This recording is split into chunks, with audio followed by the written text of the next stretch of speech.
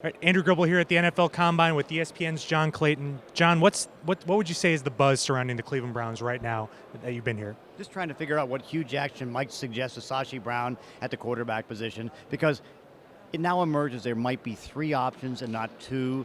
I don't know where Hugh stands on Colin Kaepernick. I know 5 years ago where he stood on him, because I know he wanted to see about getting Colin Kaepernick. That may have changed, seeing the changes in Colin Kaepernick, not is there a trade value or not trade value? Is he cut? Is he not cut? I don't know where he stands on that. And clearly we got to see where he stands as far as Jared Goff and where he stands on Carson Wentz. And it's like, you see a little bit of a curveball right now when you see Goff with the 9-inch hands, which are considered to be pretty small. You wonder about a small college guy, because the one thing is, Hugh has to suggest something that's going to work for him, the team, the franchise, because it's important. I mean, it's a quarterback-driven league, and they have the best options to get the best quarterbacks.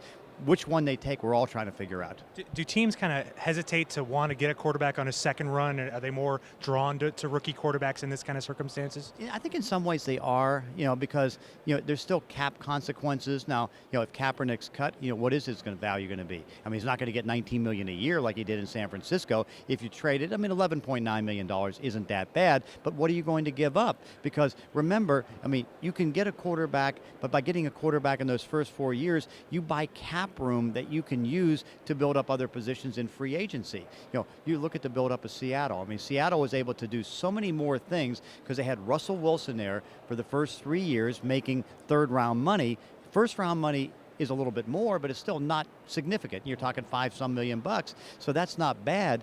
But you want to have that you want to build around the quarterback, and if you give up too much and have too much cap room in the quarterback, that sacrifices the other positions.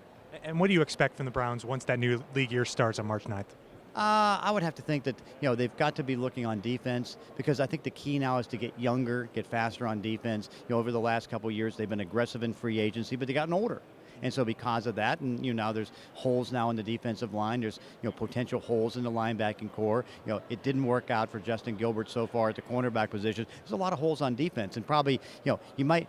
Everybody wants to talk offense. I would imagine they'll get Mohamed Sanu and get him at wide receiver. They'll get bigger at wide receiver, but most of the work has to be done on defense, and that's where it may take a couple years.